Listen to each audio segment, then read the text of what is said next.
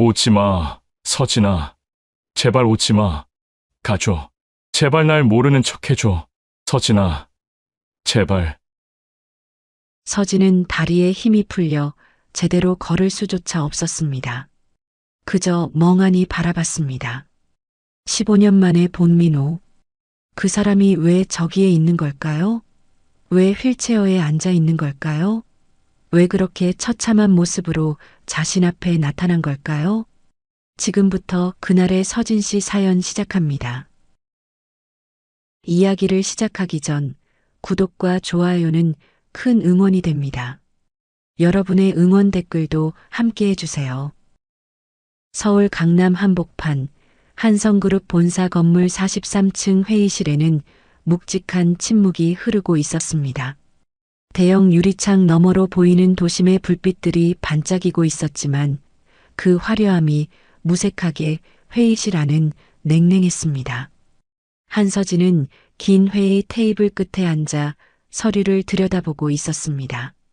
48배 나이지만 단정한 외모와 절제된 몸매, 그리고 명품 정장으로 무장한 그녀의 모습은 완벽했습니다. 하지만 그 완벽함 뒤에 숨겨진 공허함을 아는 사람은 아무도 없었죠. 회의가 끝나고 사람들이 하나둘 빠져나갔습니다. 서진은 여전히 자리에 앉아 창밖을 바라보고 있었습니다. 이 자리, 이 회사, 이 삶 모두가 자신의 것이 아닌 것 같은 기분이 들 때가 많았습니다. 재벌 회장의 외동딸로 태어나 모든 것을 가진 것처럼 보였지만 정작 자신이 원했던 것은 하나도 손에 쥐지 못한 채 살아왔습니다. 서진의 인생은 아버지가 그어놓은 선 안에서만 움직일 수 있었고 그 선을 벗어나려 했던 순간들은 모두 비극으로 끝났습니다. 아직도 여기 있어? 문이 열리며 남편 윤태준이 들어왔습니다. 53의 나이답게 관리된 외모에 명품 수트를 입은 태준은 언제나 계산적이고 냉정한 표정을 하고 있었습니다. 서진은 고개를 들어 남편을 바라봤지만 대답하지 않았습니다. 태준은 서진 옆에 앉으며 가벼운 한숨을 내쉬었습니다. 내일 회장님이 중요한 얘기가 있다던데 준비는 됐어? 태준의 말투는 언제나 사무적이었습니다. 15년을 함께 살았지만 두 사람 사이에는 온기라곤 찾아볼 수 없었습니다. 서진은 고개를 끄덕이며 짧게 대답했습니다. 알고 있어요. 그래. 요즘 회사 사정이 안 좋으니까 우리가 더 신경 써야 해. 태준은 항상 이런 식이었습니다. 회사, 체면, 이미지. 그것이 태준의 전부였습니다. 서진은 창밖을 바라보며 조용히 입을 열었습니다. 가끔 모든 게 내 자리가 아닌 것 같아요. 태준은 비웃듯 코웃음을 쳤습니다. 당신은 아직도 감상에 빠져 사네. 우린 서로 체면 지키려고 사는 거잖아. 그걸 이제 와서 모르는 척하지 마. 서진은 더 이상 대꾸하지 않았습니다. 태준은 자리에서 일어나며 차갑게 말했습니다. 먼저 들어갈게. 늦지 마. 남편이 나간 뒤 서진은 다시 홀로 남겨졌습니다. 서진은 가방에서 작은 약통을 꺼냈습니다. 딸 하은이가 먹는 심장약이었습니다. 선천성 심장 질환을 앓고 있는 하은이는 매일 이 약을 먹어야 했습니다. 서진은 약통을 손에 쥐고 한참을 바라보다가 깊은 한숨을 내쉬었습니다. 집으로 돌아온 서진은 거실에서 피아노를 치고 있는 딸 하은이를 발견했습니다. 고등학생이 된 하은이는 어느새 엄마보다 키가 커 있었습니다. 긴 머리를 뒤로 묶은 하은이의 옆모습은 서진이 젊었을 때와 닮아 있었습니다. 하은이는 쇼팽의 녹턴을 연주하고 있었는데 중간에 갑자기 멈추더니 가슴을 짚었습니다. 하은아. 서진이 달려가자 하은이는 괜찮다는 듯 손을 저었습니다. 엄마, 난 괜찮아요. 그냥 조금 숨이 찬 것뿐이에요. 피아노는 그만 치고 쉬어야지. 의사 선생님이 무리하지 말라고 했잖아. 엄마, 전 피아노를 칠 때가 제일 행복해요. 이상하게 가슴이 아파도 계속 치고 싶어요. 마치 누군가가 제 손을 잡고 함께 치는 것 같은 기분이 들거든요. 서진은 딸의 말에 가슴이 먹먹해졌습니다. 하은이는 아버지를 기억하지 못했습니다. 3살 때 헤어졌으니까요. 하지만 하은이가 피아노를 좋아하는 건 분명 그 사람을 닮은 거라고 서진은 생각했습니다. 민호는 가난했지만 음악을 사랑했고 언제나 노래를 부르며 아이들을 재웠습니다. 엄마, 무슨 생각해요? 하은이가 물었습니다. 서진은 고개를 저으며 미소 지었습니다. 아무것도 아니야. 그냥 내가 이렇게 커서 기특하다는 생각을 했어. 하은이는 엄마를 안으며 말했습니다. 엄마, 사랑해요. 서진은 딸을 꼭 안았습니다. 이 아이만큼은 지켜야 한다고, 이 아이만큼은 행복하게 해야 한다고 다짐했습니다. 설령 자신이 불행하더라도요. 다음 날 아침 서진은 아버지의 서재로 불려갔습니다. 75의 한 회장은 여전히 카리스마가 넘쳤습니다. 한 회장은 서진을 보자마자 서류 한 장을 내밀었습니다. 다음 주에 자선 행사가 있다. 나눔의 집이라는 노숙자 보호시설인데 내가 가서 그룹의 이미지를 세워라. 사진 잘 찍히게. 서진은 서류를 받아들며 고개를 끄덕였습니다. 아버지의 명령은 절대적이었습니다.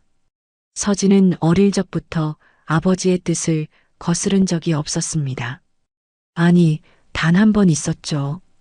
그리고 그 대가로 모든 것을 잃었습니다. 알겠습니다, 아버지. 그리고 서진아. 한 회장은 차를 한 모금 마시며 말을 이었습니다. 요즘 회사 사정이 어렵다. 태준이와 잘 지내야 한다. 그 사람이 있어야 이 회사가 유지된다는 걸 명심해라. 서진은 아무 말도 하지 않았습니다.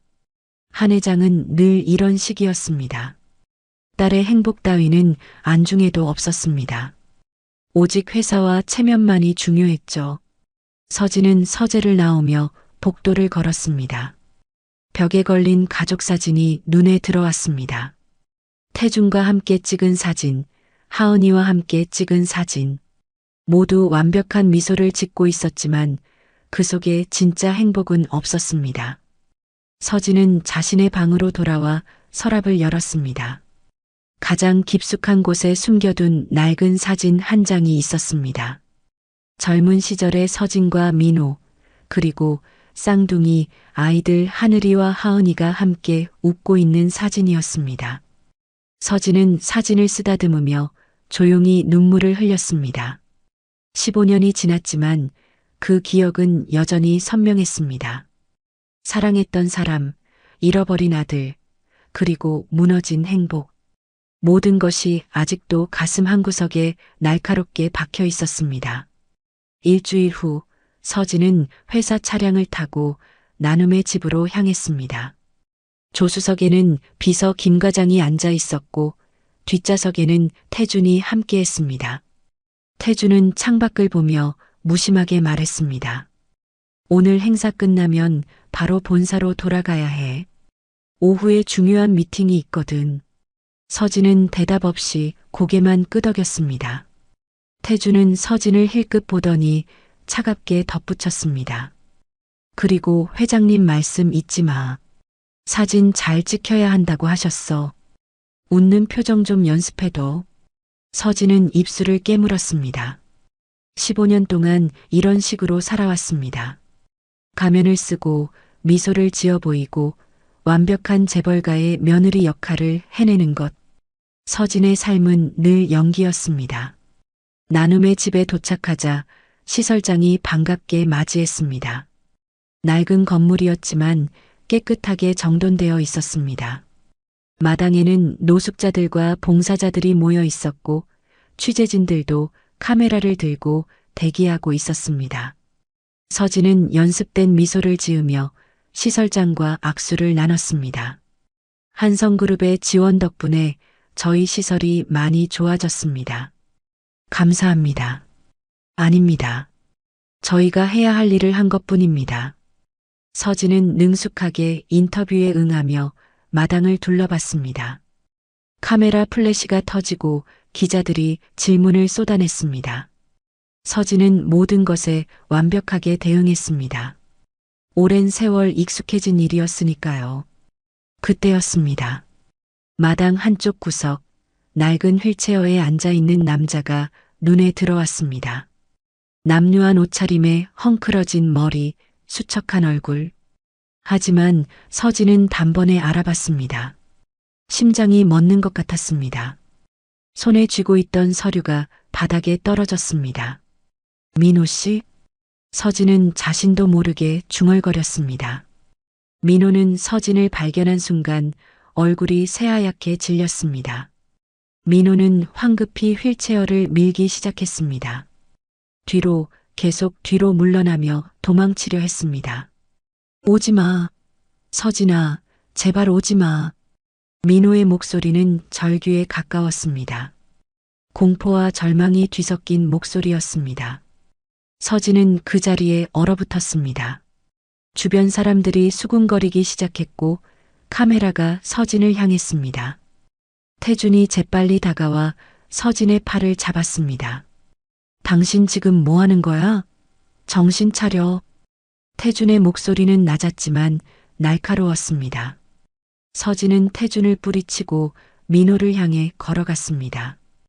민호는 계속 뒤로 물러나다가 휠체어가 계단에 걸려 넘어졌습니다. 휠체어가 옆으로 쓰러지며 민호도 바닥에 떨어졌습니다. 민호 씨, 서진이 달려가려 했지만 태준이 서진의 팔을 강하게 붙잡았습니다. 지금 당신 제정신이야? 여기가 어딘데 이러는 거야? 놓아요. 저 사람이. 서진의 목소리는 떨리고 있었습니다. 민호는 바닥에 쓰러진 채 고개를 저었습니다. 민호의 눈에는 눈물이 가득했습니다. 가줘. 제발 날 모르는 척 해줘. 서진아, 제발. 시설 직원들이 달려와 민호를 일으켰습니다. 민호는 휠체어에 다시 앉혀졌고 재빨리 건물 안으로 옮겨졌습니다. 서진은 그 모습을 멍하니 바라봤습니다.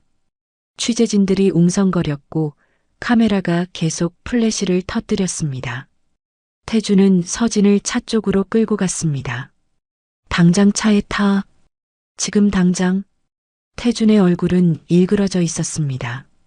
서진은 저항하지 않았습니다. 다리에 힘이 풀려 제대로 걸을 수조차 없었습니다. 차에 탄 서진은 창밖을 멍하니 바라봤습니다. 민호. 15년 만에 본 민호. 그 사람이 왜 저기에 있는 걸까요? 왜 휠체어에 앉아 있는 걸까요? 왜 그렇게 처참한 모습으로 자신 앞에 나타난 걸까요?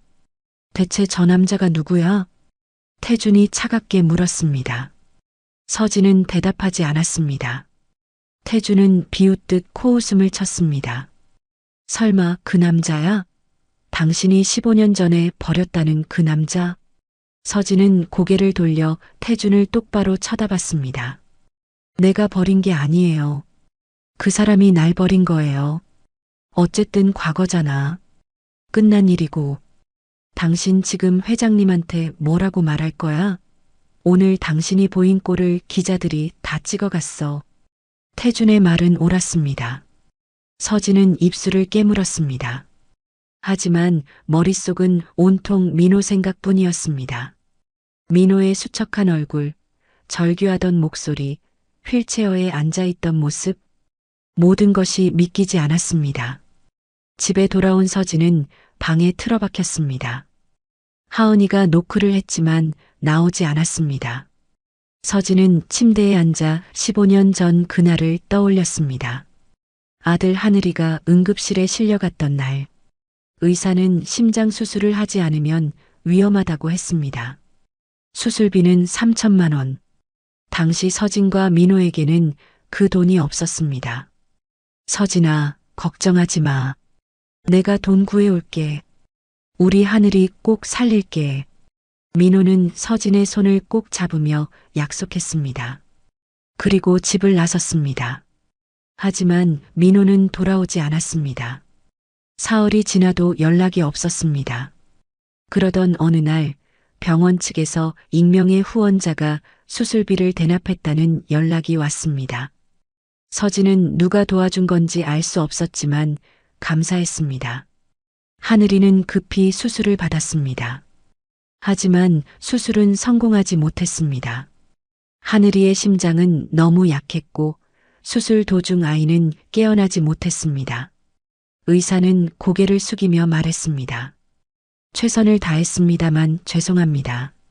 서진은 아들의 작은 관 앞에서 하염없이 울었습니다. 민호를 원망했습니다. 어떻게 이럴 수 있냐고, 어떻게 아이가 죽어가는데 나타나지 않을 수 있냐고. 수술비를 누가 냈는지도 몰랐고 민호가 어디로 갔는지도 알 수 없었습니다. 서진은 민호가 자신과 아이들을 버리고 도망갔다고 믿었습니다. 그때 아버지 한 회장이 나타났습니다. 한 회장은 서진과 하은이를 데려갔습니다. 그리고 태준과의 재혼을 종용했습니다. 이제 철 좀 들어라. 그 남자는 너를 버렸어. 너와 아이들을 버리고 도망간 거야. 태준은 좋은 사람이다. 회사에도 도움이 되고 너도 안정된 삶을 살 수 있어. 서진은 저항할 힘이 없었습니다. 아들을 잃고 남편에게 버림받고 모든 것이 무너진 상태였습니다. 서진은 그저 하은이를 지키기 위해 아버지의 뜻을 따랐습니다. 태준과 재혼했고 15년 동안 가면을 쓴 채 살아왔습니다. 엄마 괜찮아요? 하은이가 문을 열고 들어왔습니다. 서진은 얼른 눈물을 닦으며 고개를 끄덕였습니다. 응, 괜찮아. 그냥 좀 피곤해서. 오늘 무슨 일 있었어요? 엄마 얼굴이 안 좋아요. 서진은 하은이를 안으며 말했습니다. 아무 일도 아니야. 엄마는 괜찮아. 하지만 서진의 마음은 괜찮지 않았습니다. 민호를 다시 봐야 한다고, 왜 그곳에 있는지 알아야 한다고 생각했습니다. 밤새 잠을 이루지 못한 서진은 다음 날 아침 일찍 나눔의 집으로 향했습니다. 시설장을 만나 조용히 물었습니다. 어제 그 휠체어 타신 분 어떻게 여기 오시게 된 건가요? 시설장은 잠시 망설이다가 대답했습니다. 정민호 씨요? 몇 년 전 건설 현장 사고로 다리를 못 쓰게 되셨대요. 병원비가 없어서 노숙 생활을 하시다가 저희 시설로 오셨습니다. 서진의 가슴이 철렁 내려앉았습니다. 사고라고요? 네, 크레인 사고였다고 들었어요.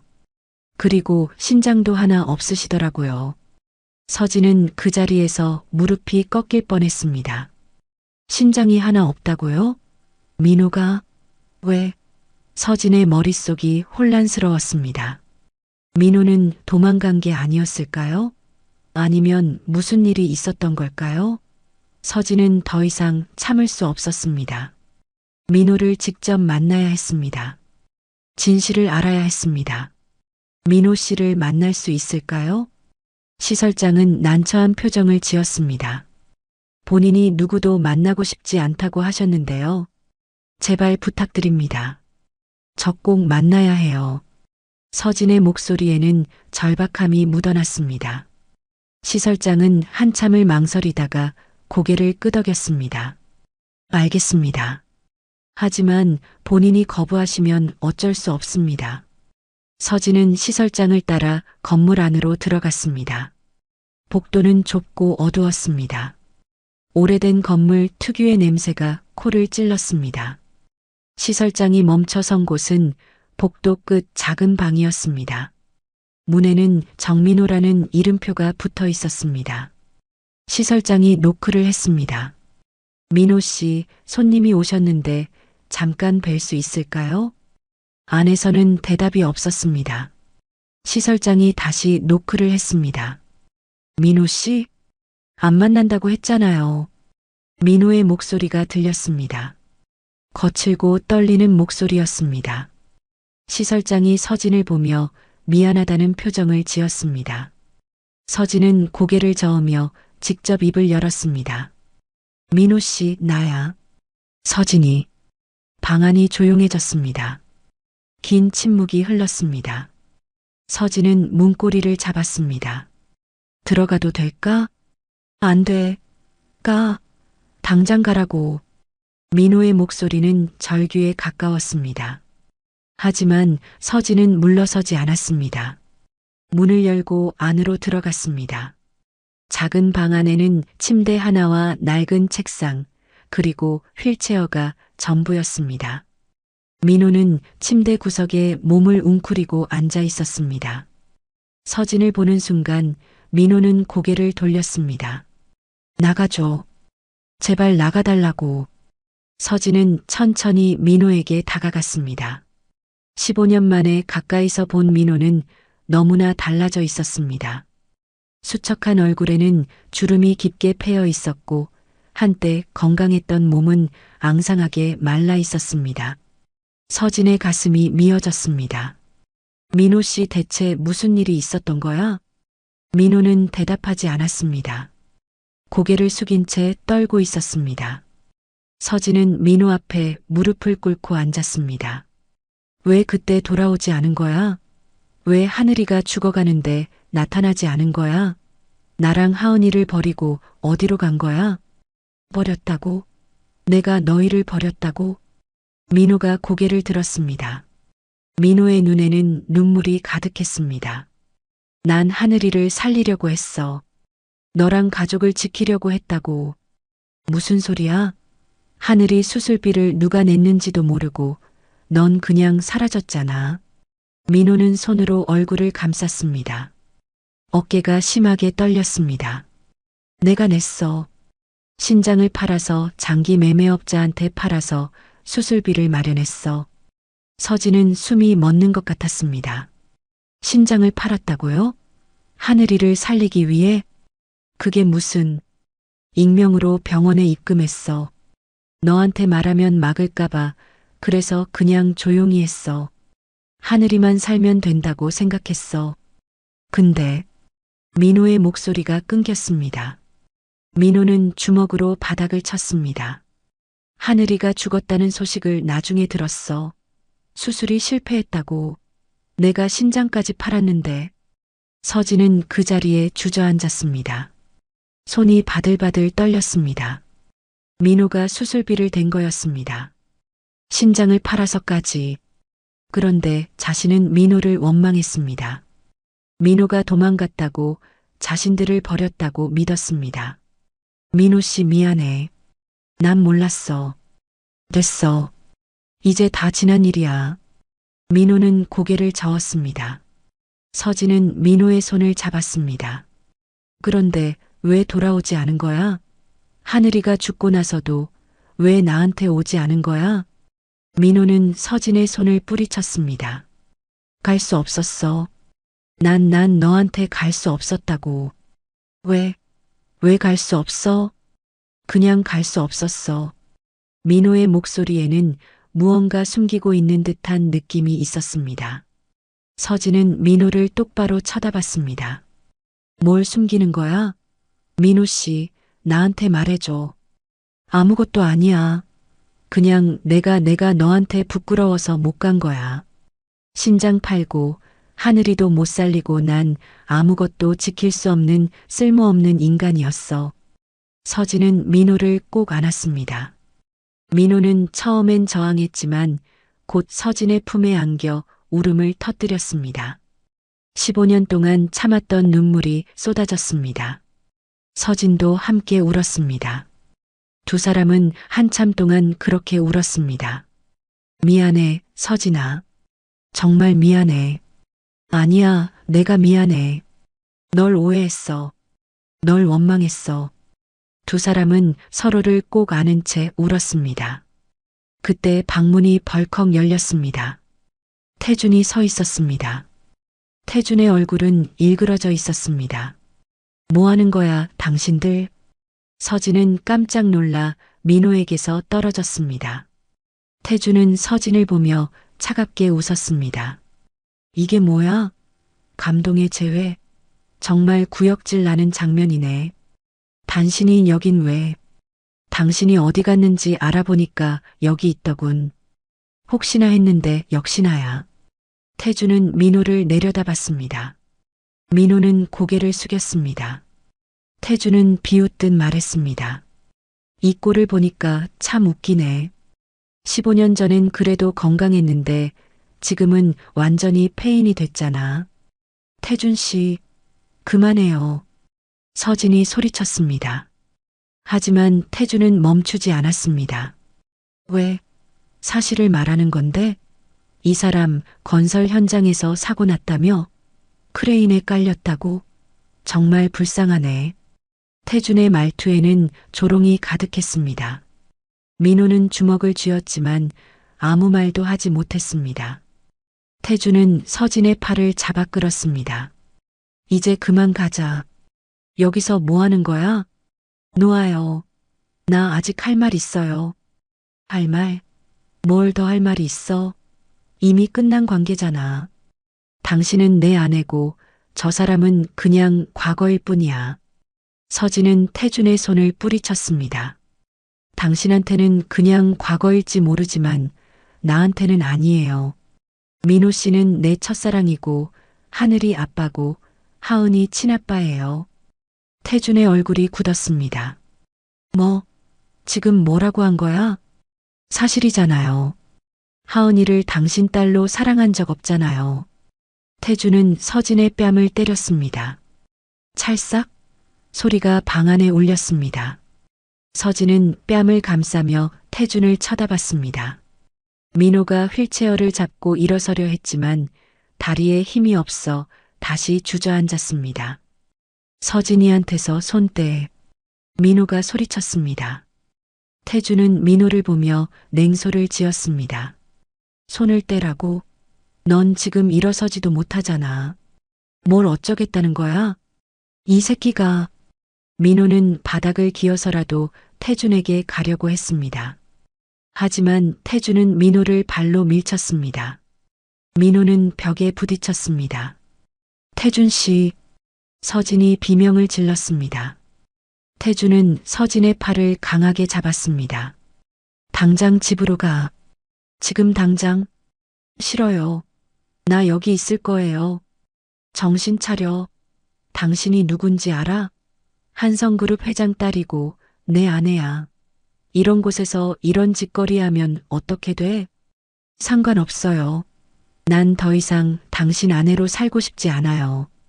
태준은 서진을 끌고 나갔습니다. 서진은 발버둥 쳤지만 태준의 힘을 이길 수 없었습니다.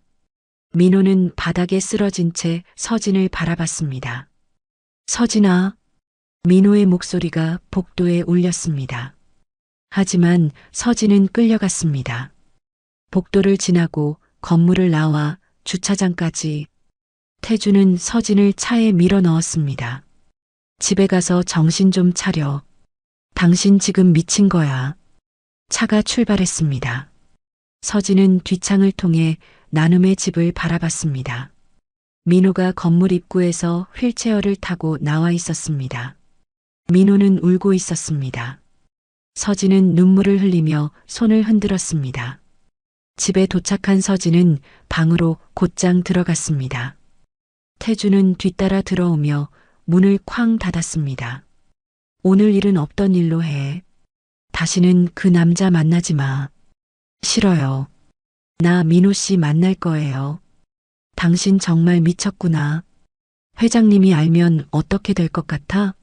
서진은 태준을 똑바로 쳐다봤습니다. 아버지한테 말씀드릴 거예요. 나 이혼할 거라고. 태준은 비웃었습니다. 이혼? 웃기지 마. 회장님이 허락할 것 같아? 당신은 한성그룹의 얼굴이야. 이혼 같은 건 있을 수 없어. 그래도 할 거예요. 더 이상 이렇게 못 살아요. 서진은 방을 나가려 했지만 태준이 팔을 잡았습니다. 내가 경고하는데 당신 그 남자 만나면 후회할 거야. 내가 가만히 안 둬. 서진은 태준의 손을 뿌리쳤습니다. 하고 싶은 대로 해요. 난 더 이상 겁먹지 않을 거예요. 그날 밤 서진은 잠을 이루지 못했습니다. 민호의 수척한 얼굴이 계속 눈앞에 어른거렸습니다. 신장을 팔아 하늘이를 살리려 했다는 말이 귓가에 맴돌았습니다. 서진은 15년 동안 민호를 오해했습니다. 민호가 자신들을 버렸다고 믿었습니다. 하지만 진실은 달랐습니다. 민호는 가족을 지키려 했던 겁니다. 다음 날 아침 서진은 조용히 집을 나섰습니다. 강남의 한 건물로 향했습니다. 건물 5층에는 진실탐 정사무소라는 간판이 걸려 있었습니다. 서진은 엘리베이터를 타고 올라갔습니다. 사무실 문을 열고 들어가자 중년의 남자가 반겼습니다. 어서 오십시오. 무엇을 도와드릴까요? 사람 하나 알아봐 주셨으면 합니다. 15년 동안 어떻게 살았는지 상세하게요. 그리고 아주 중요한 부분이 있는데요. 이 사람 주변에 누가 접근했는지, 누가 감시했는지도 알아봐 주세요. 서진은 민호의 이름과 인적사항을 적어 건넸습니다. 탐정은 메모를 보더니 고개를 끄덕였습니다. 시간이 좀 걸릴 것 같습니다. 15년이면 꽤 긴 시간이라. 돈은 얼마든지 드릴게요. 대신 정확하게 조사해 주세요. 아주 사소한 것까지도요. 그리고 이건 비밀로 해주세요. 절대 누구한테도 말하면 안 됩니다. 서진은 성금으로 거액을 지불했습니다. 탐정은 놀란 표정으로 돈을 받으며 말했습니다. 이 정도면 아주 철저하게 조사하겠습니다. 부탁드립니다. 연락 주실 때도 이 번호로만 해주세요. 서진은 따로 구입한 휴대폰 번호를 건넸습니다. 아무도 모르는 비밀번호였습니다. 일주일. 그 시간이 너무 길게 느껴졌습니다. 하지만 진실을 알기 위해서는 기다려야 했습니다. 그 일주일 동안 서진은 민호를 찾아갔습니다. 하루에 한 번씩 나눔의 집으로 가서 민호와 시간을 보냈습니다. 하지만 조사하고 있다는 말은 하지 않았습니다. 민호에게 헛된 희망을 주고 싶지 않았습니다. 서진아, 자꾸 오면 안 돼. 남편한테 들키면 어쩌려고. 상관없어. 난 더 이상 태준 눈치 안 볼 거야. 두 사람은 함께 마당을 거닐었습니다. 서진이 민호의 휠체어를 밀어주며 이런저런 이야기를 나눴습니다. 서진아, 나 너한테 보여줄 게 있어. 민호는 주머니에서 낡은 편지 몇 통을 꺼냈습니다. 서진은 떨리는 손으로 편지를 받았습니다. 한서진에게 접근하면 너희 딸도 아들처럼 죽는다. 조용히 사라져라. 서진은 숨이 막혔습니다. 편지는 총 15통이었습니다. 매년 한 통씩 15년 동안 계속 온 편지였습니다. 이 편지들 때문에 너한테 못 갔어. 하은이까지 잃을 순 없었어. 서진은 편지들을 꼭 쥐었습니다. 누가 이런 짓을 한 걸까요? 서진은 편지를 자세히 살펴봤습니다. 필체, 용지, 우표, 모든 게 단서가 될 수 있었습니다. 일주일 후 탐정에게서 연락이 왔습니다. 서진은 다시 탐정사무소로 향했습니다. 탐정은 두꺼운 파일을 내밀었습니다. 조사 다 끝났습니다. 생각보다 훨씬 심각하더군요. 서진은 떨리는 손으로 파일을 받았습니다. 첫 장을 펼치자 민호의 사진이 보였습니다. 그리고 그 밑에 연도별로 정리된 기록들이 있었습니다. 2008년 12월 정민호는 장기 매매 조직을 통해 신장을 3천만 원에 판매. 이후 익명으로 병원에 수술비 입금. 하지만 아들 하늘이는 수술 실패로 사망. 서진은 눈물을 흘리며 다음 장을 넘겼습니다. 2008년 12월 말 한성그룹 회장 한철수가 비서실장 윤태준에게 지시. 내용 정민호를 한서진으로부터 영구적으로 격리시킬 것. 이후 윤태준은 사설 경호업체와 계약. 정민호 감시 시작. 서진은 손이 떨렸습니다. 아버지와 태준? 두 사람이 공모한 거였다니. 2009년 1월부터 매년 협박 편지 발송. 발신인 추적 결과 한성그룹 비서실에서 발송된 것으로 확인. 윤태준의 지시로 작성된 것으로 추정. 서진은 숨이 막혔습니다. 태준이 직접 편지를 보낸 거였습니다. 2011년 8월 15일 정민호가 일하던 건설 현장에서 크레인 사고 발생. 현장 소장 김두식에게 5천만 원 입금 확인. 출처 윤태준 개인 비자금 계좌. 서진은 파일을 떨어뜨릴 뻔했습니다. 태준이 돈을 준 거였습니다. 민호를 다치게 하려고. 사고는 조작된 것으로 보입니다. 현장 근로자 증언에 따르면 사고 당일 크레인 안전장치가 고의로 풀려 있었다고 합니다. 그리고 정민호만 그 위치에 배치되었다고 하더군요. 말도 안 돼, 어떻게 이럴 수가. 탐정은 더 충격적인 서류를 꺼냈습니다. 그리고 이것 좀 보십시오. 정민호 씨를 15년 동안 미행한 사람들의 명단입니다. 모두 한성그룹과 계약된 경호업체 직원들입니다. 급여는 윤태준의 비자금에서 나갔더군요. 서진은 명단을 보며 온몸이 떨렸습니다. 15명의 이름이 적혀 있었습니다. 그들은 교대로 민호를 감시했습니다. 민호가 어디를 가든 무엇을 하든 다 보고했습니다. 왜 이런 짓을? 아마도 한 회장과 윤태준 씨는 정민호 씨가 부인께 접근하는 걸 막고 싶었던 것 같습니다. 그래서 무력화시킨 거죠. 다리를 못 쓰게 만들고 협박하고 감시하면서요. 서진은 주저앉았습니다. 아버지와 태준. 믿었던 두 사람이 민호를 이렇게 괴롭힌 겁니다. 15년 동안. 그리고 부인께서 주신 편지들 분석했습니다. 필적 감정 결과 윤태준 씨가 직접 쓴 것으로 확인됐습니다. 탐정은 필적 감정서를 내밀었습니다. 서진은 서류를 보며 치를 떨었습니다. 태준이었습니다. 태준이 직접 협박 편지를 쓴 겁니다. 매년 민호를 괴롭히기 위해. 이 자료들 법적 효력 있나요? 물론입니다. 모두 합법적으로 수집한 증거들입니다. 필요하시면 법원에 제출할 수 있습니다. 서진은 파일을 받아들고 사무실을 나왔습니다. 하지만 바로 집으로 가지 않았습니다.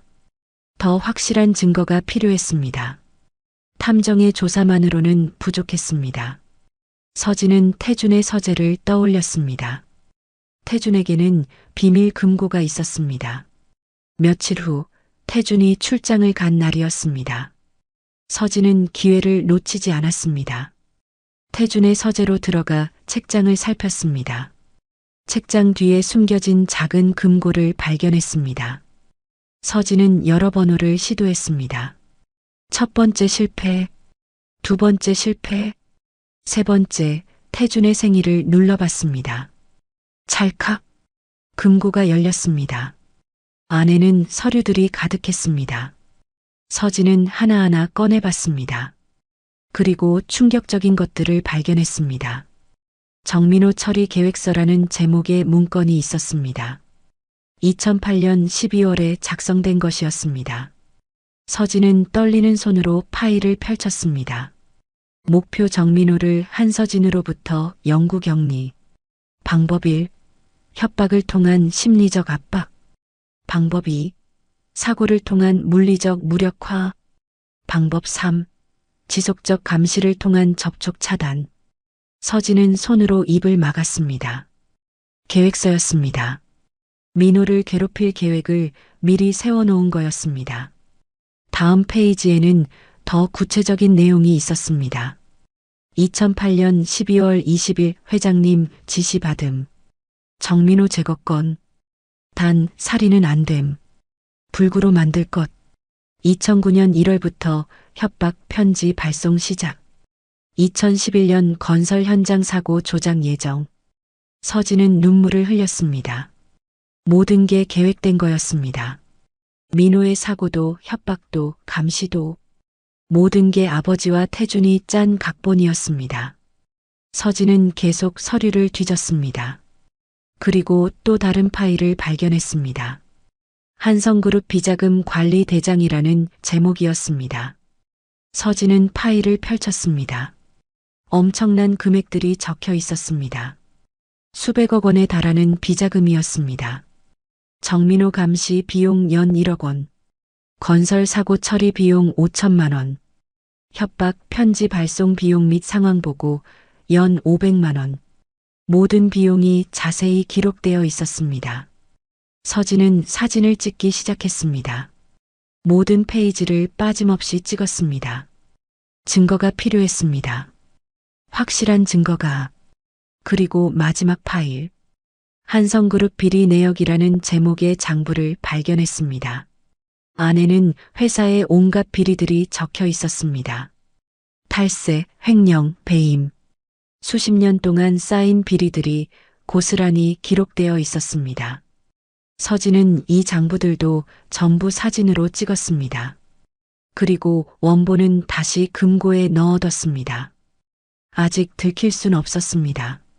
서진은 서재를 나와 자신의 방으로 돌아왔습니다. 휴대폰에 저장된 사진들을 보며 계획을 세웠습니다. 이제 변호사가 필요했습니다. 법무사도 필요했습니다.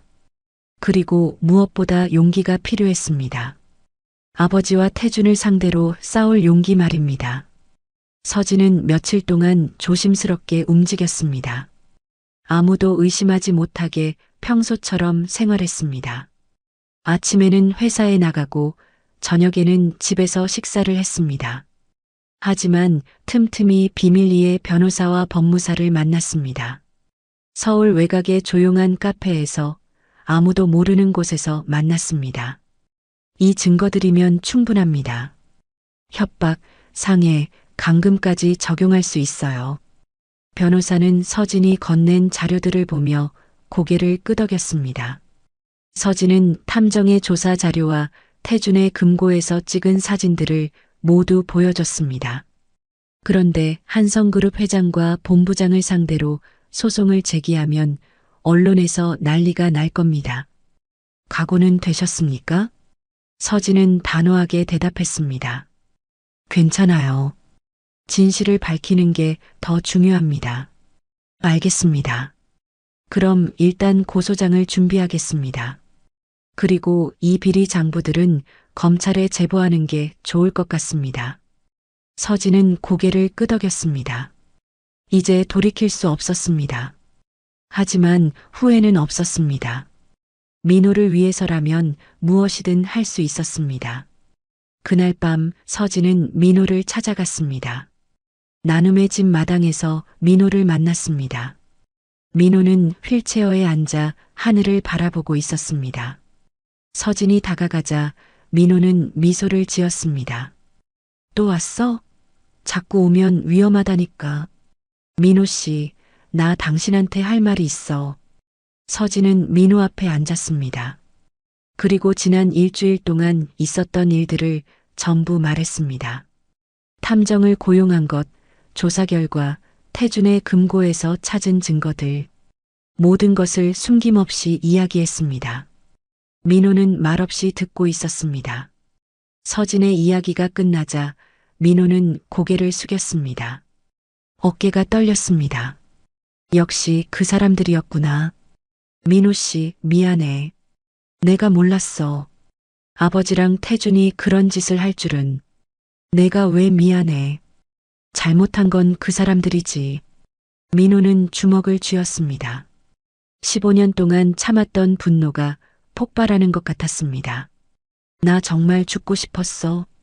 매일매일 죽고 싶었어. 다리도 못 쓰고 돈도 없고 너랑 하은이도 못 보고 살아있는 게 지옥이었어. 민호 씨, 근데 죽을 수도 없었어. 죽으면 하은이 얼굴을 영영 못 볼 것 같아서. 그래서 버텼어. 15년을 버텼어. 서진은 민호를 꼭 안았습니다.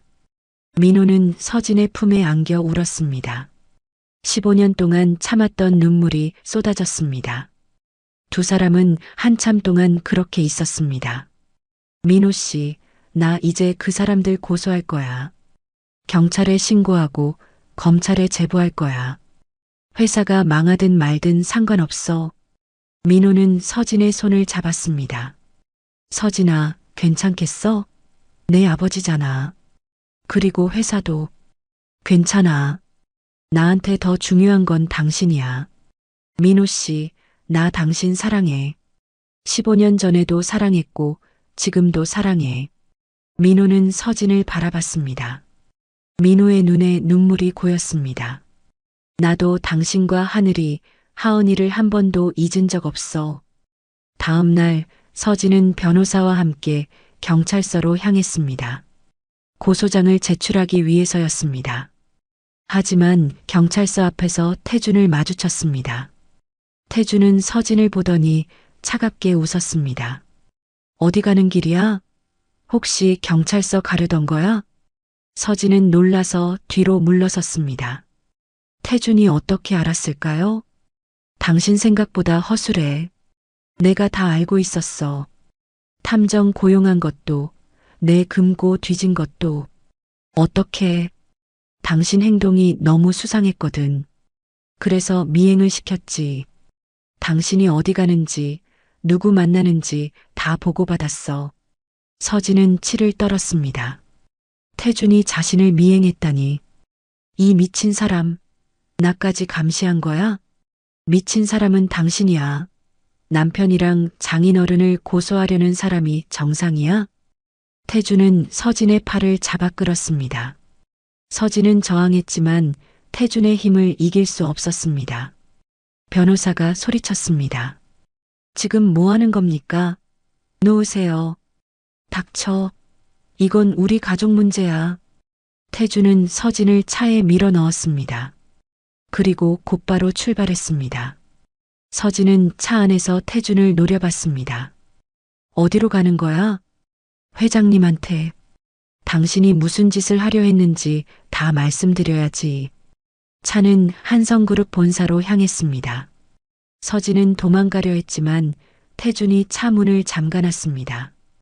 본사에 도착하자 태준은 서진을 끌고 회장실로 갔습니다. 한 회장은 책상에 앉아 서류를 보고 있었습니다. 회장님, 큰일 났습니다. 태준이 말했습니다. 한 회장은 고개를 들어 서진을 봤습니다. 무슨 일이냐? 서진이가 저희를 고소하려 했습니다. 정민호 건으로요. 한 회장의 표정이 굳었습니다. 서진을 똑바로 쳐다봤습니다. 그게 사실이냐? 서진은 고개를 들어 아버지를 정면으로 마주했습니다. 네, 사실입니다. 아버지가 민호한테 무슨 짓을 했는지 다 알아냈어요. 협박하고 사고 조작하고 15년 동안 감시한 것도요. 한 회장은 자리에서 일어났습니다. 그래서 내 아버지를 경찰에 넘기려고? 당연하죠. 아버지는 범죄자예요. 사람을 불구로 만들고도 아무렇지도 않게 살아온 거잖아요. 한 회장은 서진에게 다가와 뺨을 때렸습니다. 찰싹 소리가 회장실에 울렸습니다. 이 불효녀가 내가 다 너를 위해서 한 일이야. 나를 위해서? 웃기지 마세요.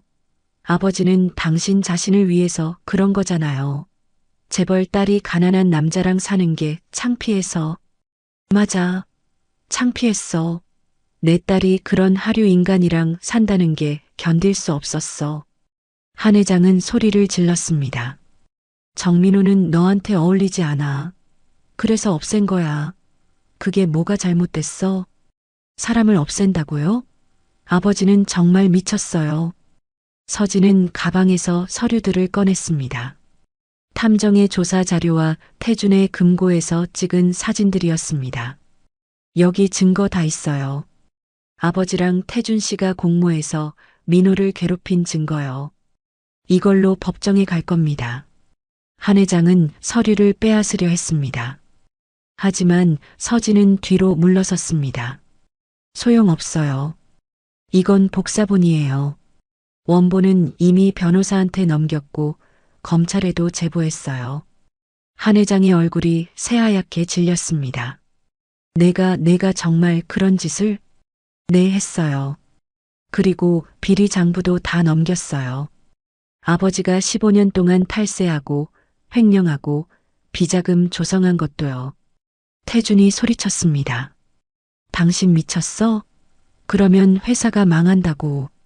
망하면 어때요? 이런 더러운 회사 망하는 게 당연하죠. 한 회장은 주저앉았습니다. 책상을 잡고 겨우 버티고 있었습니다. 서진아, 내가 정말 이럴 거야? 네, 그럴 거예요. 민호는 15년 동안 지옥에서 살았어요. 아무 잘못도 없이요. 이제 대가를 치러야죠. 그때 회장실 문이 열렸습니다. 경찰들이 들어왔습니다. 서진의 변호사가 미리 신고해 둔 겁니다. 한철수 씨, 윤태준 씨 협박과 상해 혐의로 체포하겠습니다. 경찰은 수갑을 꺼냈습니다. 한 회장은 고개를 저으며 주저앉았습니다. 안 돼, 이럴 순 없어. 태준은 서진을 노려봤습니다. 당신 후회할 줄 알아. 이 일로 당신도 망가진다고. 상관없어요. 진실이 밝혀지는 게 더 중요하니까요. 경찰은 한 회장과 태준에게 수갑을 채웠습니다. 두 사람은 끌려나갔습니다. 서진은 그 모습을 지켜봤습니다. 가슴이 아팠습니다. 아버지였으니까요. 하지만 후회는 없었습니다. 회장실을 나온 서진은 민호에게 전화를 걸었습니다. 민호 씨, 다 끝났어. 아버지랑 태준 체포됐어. 전화기 너머로 민호의 흐느끼는 소리가 들렸습니다. 서진아, 고마워. 정말 고마워. 미안해, 민호 씨. 늦었지만 이제라도 진실을 밝혀서. 아니야. 늦지 않았어. 서진아, 나 이제 자유야. 15년 만에 자유를 찾았어. 서진은 눈물을 흘렸습니다. 기쁜 눈물이었습니다. 민호 씨, 조금만 기다려. 내가 지금 갈게. 서진은 택시를 타고 나눔의 집으로 향했습니다. 민호가 기다리고 있었습니다. 두 사람은 마당에서 만났습니다. 서진은 민호를 꼭 안았습니다. 이제 아무도 우릴 못 막아. 응, 이제 우린 자유야. 하지만 서진은 알고 있었습니다. 이제부터가 진짜 싸움이라는 걸. 재판이 시작될 거고, 언론이 난리가 날 거고, 회사는 혼란에 빠질 겁니다. 하은이에게도 영향이 갈 겁니다. 그래도 괜찮았습니다. 진실을 밝혔으니까요. 그날 밤 서진은 집으로 돌아왔습니다. 하은이가 거실에서 기다리고 있었습니다. 엄마, 뉴스 봤어요. 할아버지랑 아빠가 체포됐다고. 서진은 하은이를 안았습니다. 하은아, 미안해. 엄마가 내게 큰 충격을 준 것 같아. 아니에요, 엄마. 전 이해해요. 엄마가 옳은 일을 한 거라는 것도 알아요. 하은이는 엄마를 꼭 안았습니다. 그리고 엄마 전 알고 싶어요. 제 진짜 아빠에 대해서요. 서진은 하은이를 바라봤습니다. 이제 말해줄 때가 된 것 같았습니다. 그래, 엄마가 다 말해줄게. 내 아빠는. 서진은 하은이와 함께 소파에 앉았습니다. 긴 밤이 될 것 같았습니다. 서진은 깊은 숨을 들이쉬고 입을 열었습니다. 하은아, 엄마가 너한테 숨긴 게 많았어. 미안해. 괜찮아요, 엄마. 천천히 말씀해 주세요. 서진은 15년 전 이야기를 시작했습니다.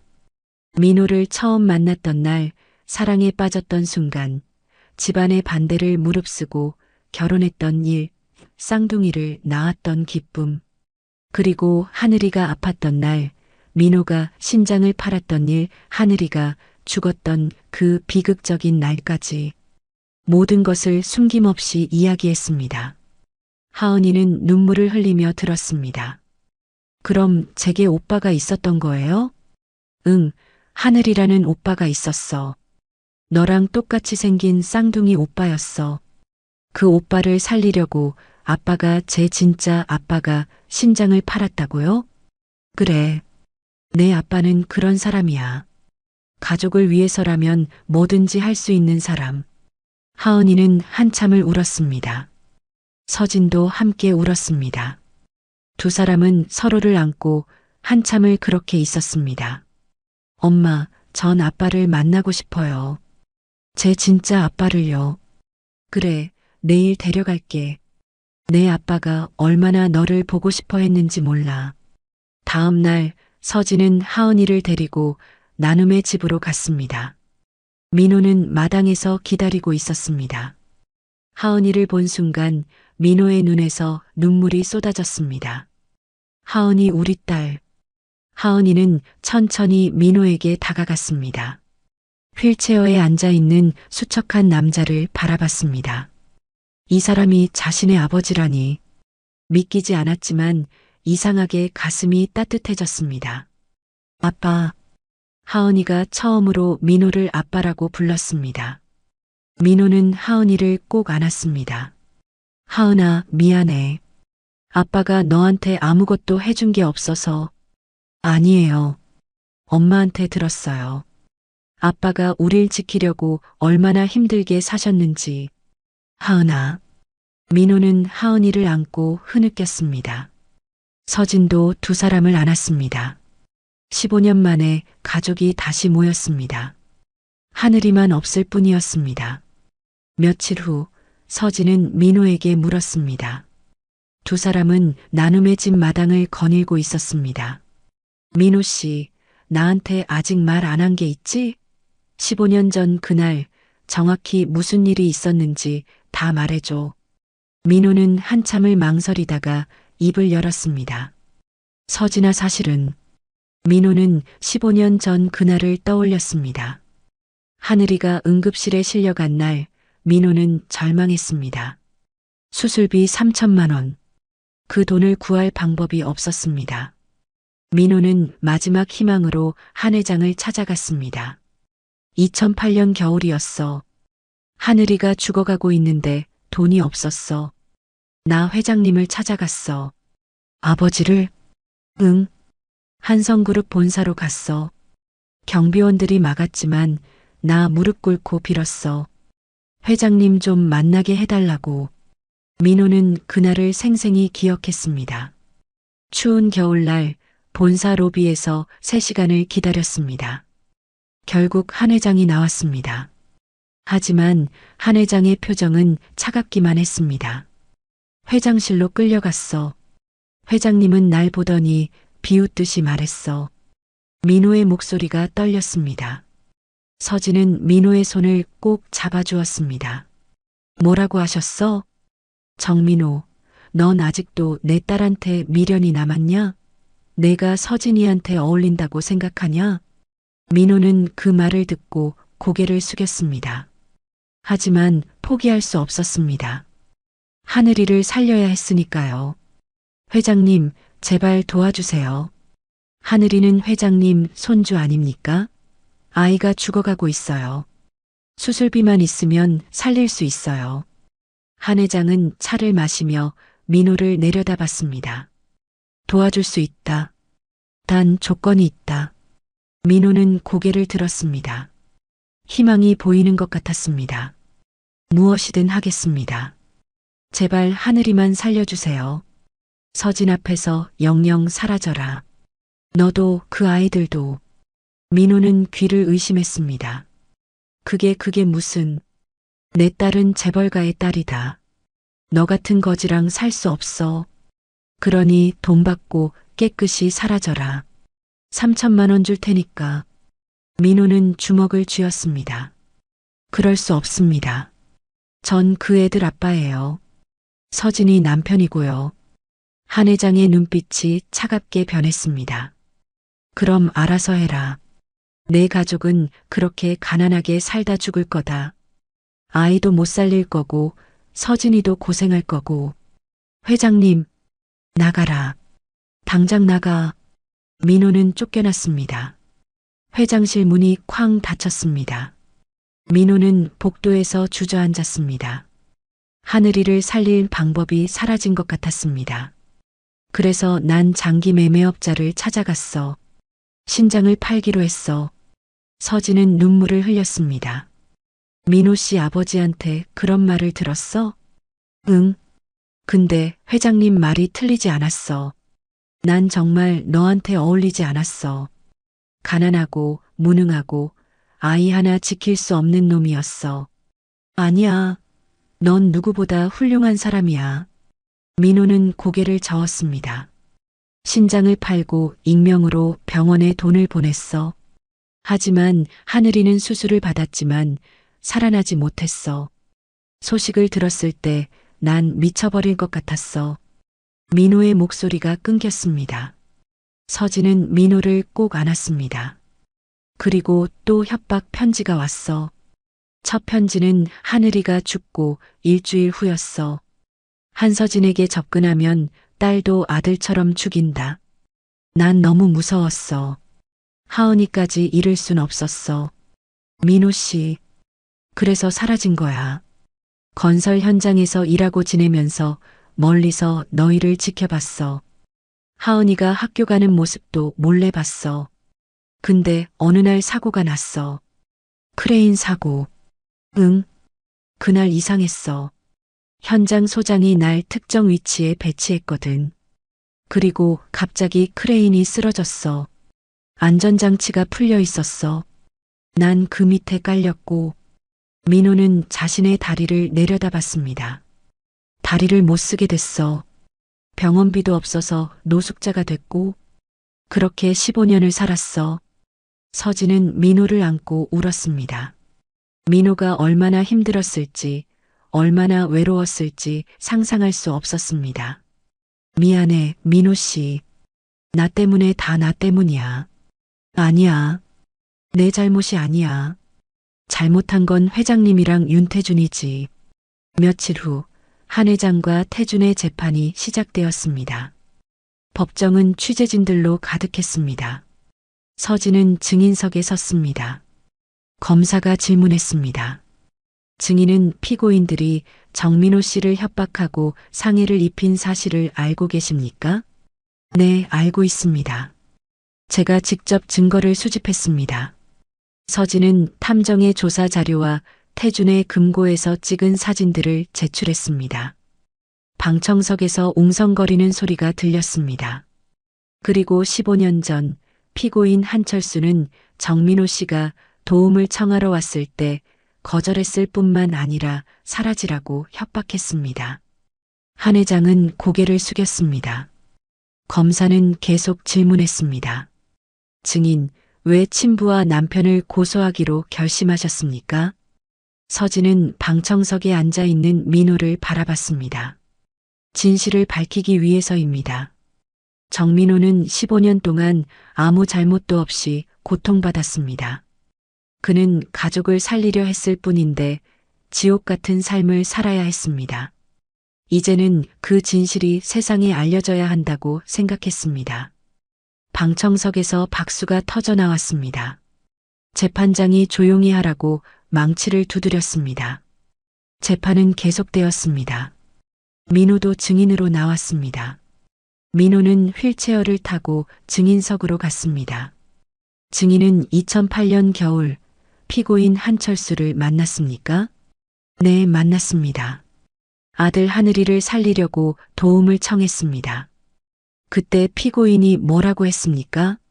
서진이 앞에서 영영 사라지라고 했습니다. 돈을 주겠다고 했습니다. 하지만 전 거절했습니다.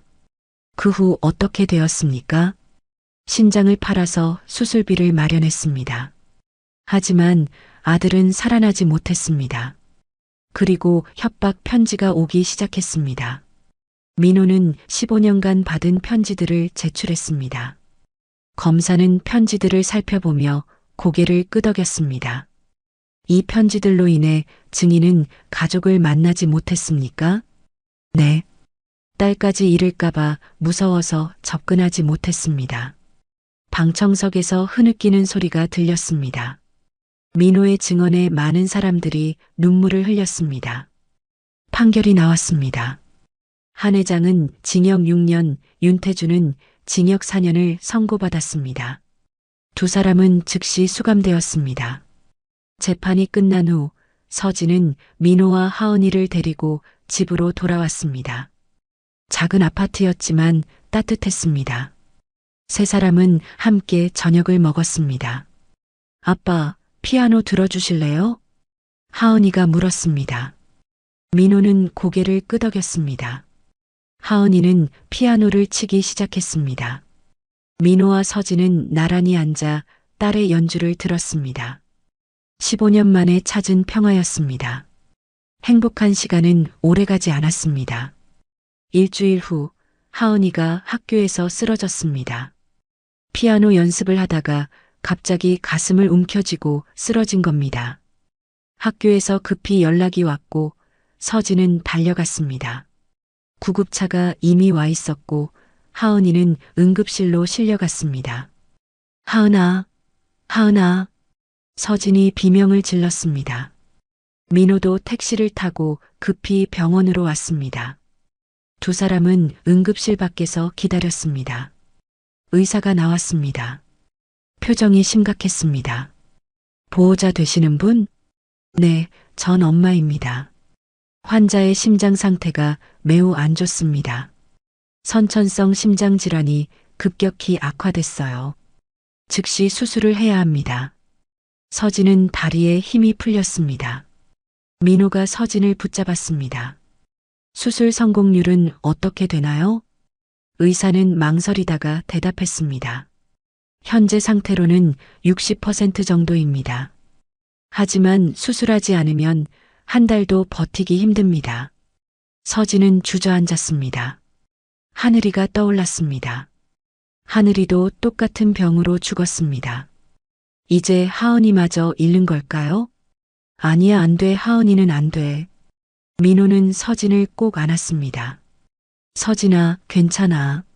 하은이는 살릴 거야. 이번엔 꼭 살릴 거야. 민호 씨 무서워. 하늘이처럼 될까봐, 또 우리 아이를 잃을까봐. 안 돼. 절대 안 돼. 내가 뭐든 할게. 뭐든지.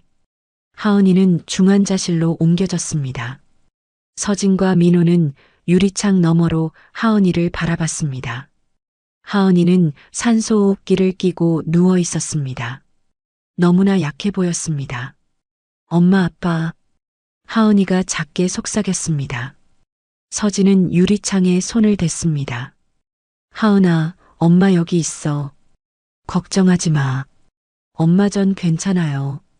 아프지 않아요. 하은이는 거짓말을 하고 있었습니다. 얼굴이 새하얗고 식은땀을 흘리고 있었습니다. 서진은 눈물을 흘렸습니다. 며칠 후 의사는 더 심각한 소식을 전했습니다. 환자의 상태가 예상보다 빨리 악화되고 있습니다. 수술을 당장 해야 하는데 문제는 환자의 심장이 너무 약해서 수술을 견뎌내지 못할 수도 있습니다. 그럼 어떻게 해요? 심장 이식이 최선의 방법입니다. 하지만 기증자를 찾기가 쉽지 않습니다. 대기자 명단에 올려놨지만 언제 기증자가 나타날지 모릅니다. 민호는 의사를 붙잡았습니다. 제 심장을 쓸 수 있나요? 정민호 씨. 서진이 소리쳤습니다. 의사는 고개를 저었습니다. 불가능합니다. 살아있는 사람의 심장은 이식할 수 없습니다. 그럼 제가 죽으면 되잖아요. 제 심장을 떼서 하은이한테 주면 되잖아요. 민호 씨, 정신 차려. 서진이 민호를 붙잡았습니다. 민호는 서진을 보며 울었습니다. 서진아, 나 아무것도 할 수가 없어. 15년 전처럼 또 무력하게 지켜봐야 해. 하늘이 때처럼. 민호 씨 제발. 두 사람은 복도에서 껴안고 울었습니다.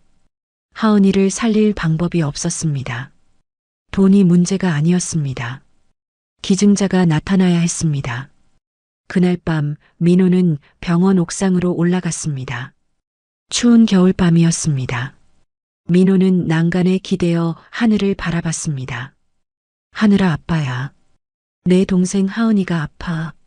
너처럼 심장이 안 좋아. 아빠가 또 아무것도 못 해주고 있어. 민호는 눈물을 흘렸습니다. 하늘아, 미안해.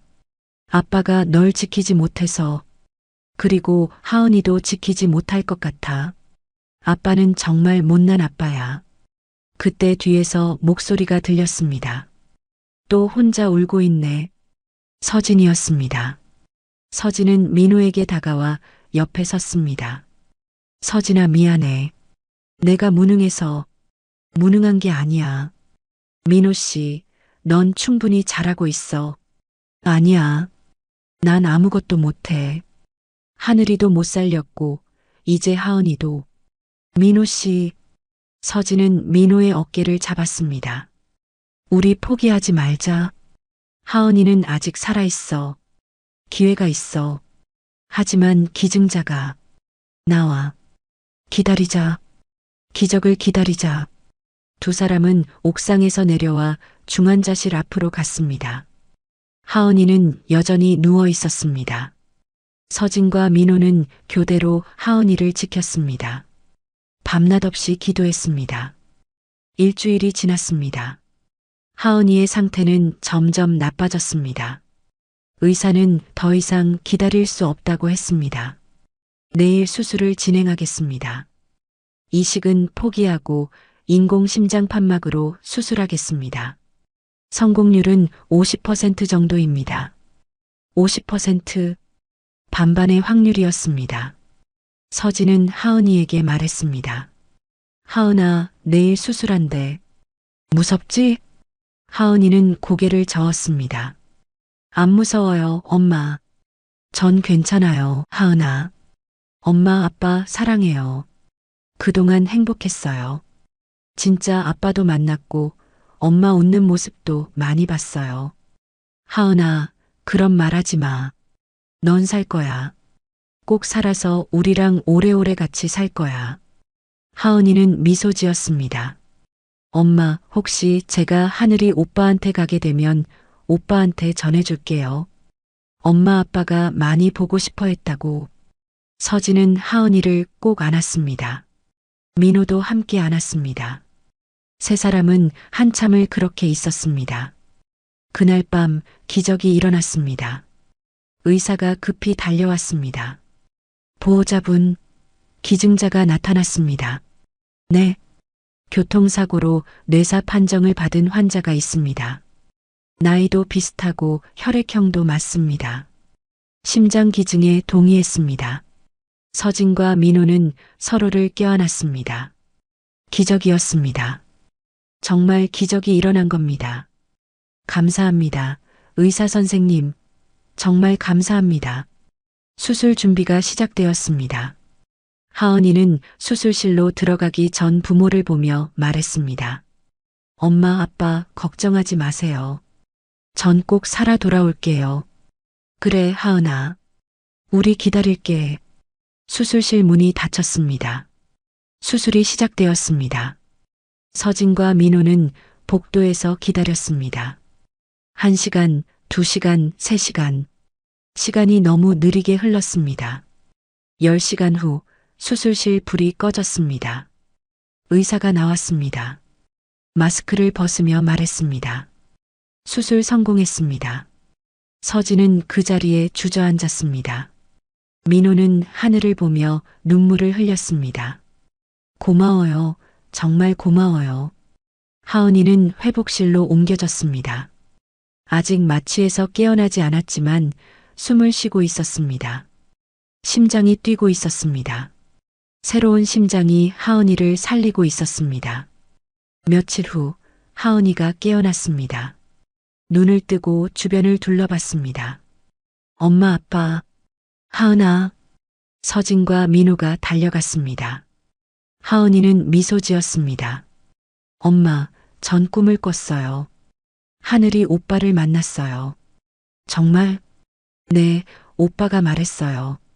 언니, 아직 올 때가 아니래요. 엄마 아빠랑 오래오래 행복하게 살라고요. 서진은 하은이를 꼭 안았습니다. 민호도 함께 안았습니다.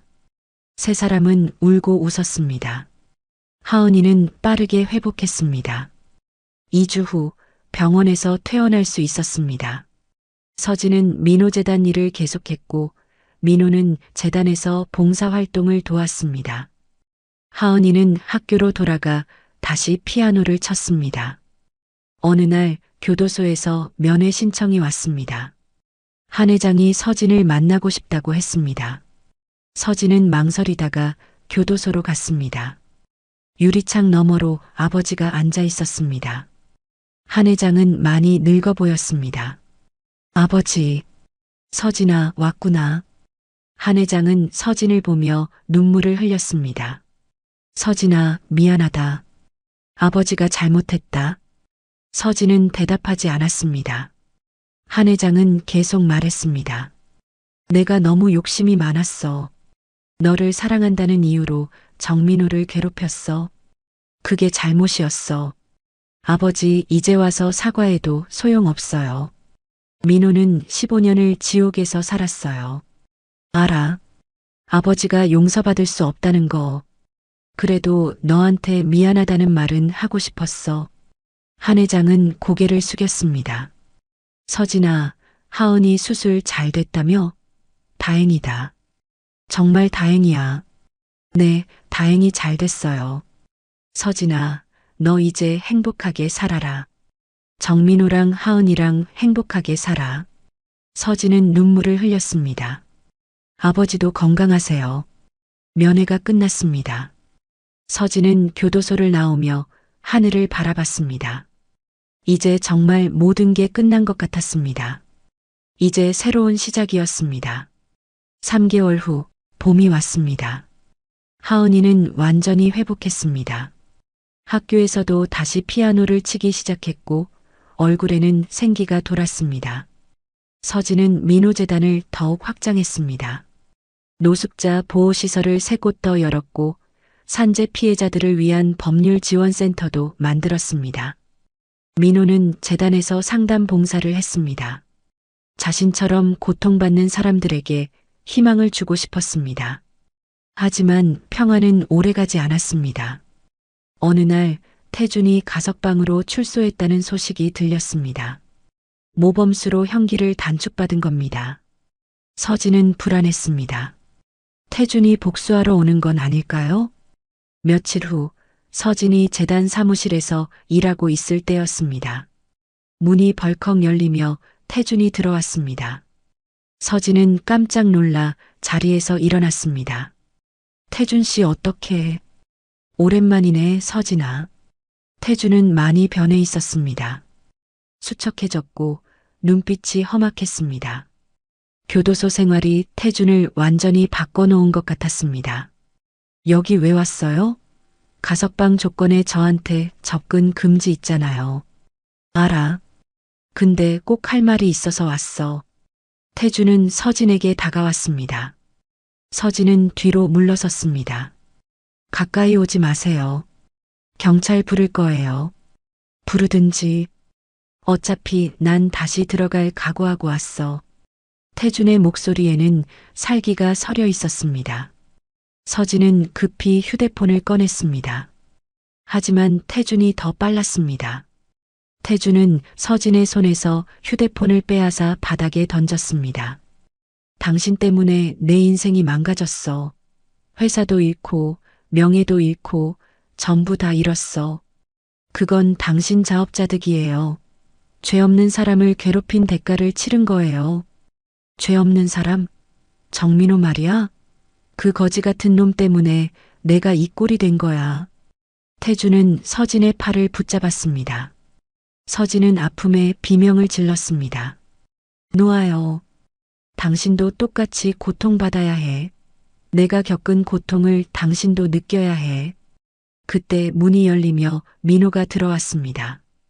민호는 휠체어를 타고 있었지만 주저하지 않고 태준에게 다가갔습니다. 서진이한테서 손 떼. 이게 누구야? 우리 거지 양반 아니신가? 태준은 비웃으며 민호를 내려다봤습니다. 넌 휠체어나 타고 있어. 일어서지도 못하는 주제에 뭘 어쩌겠다는 거야?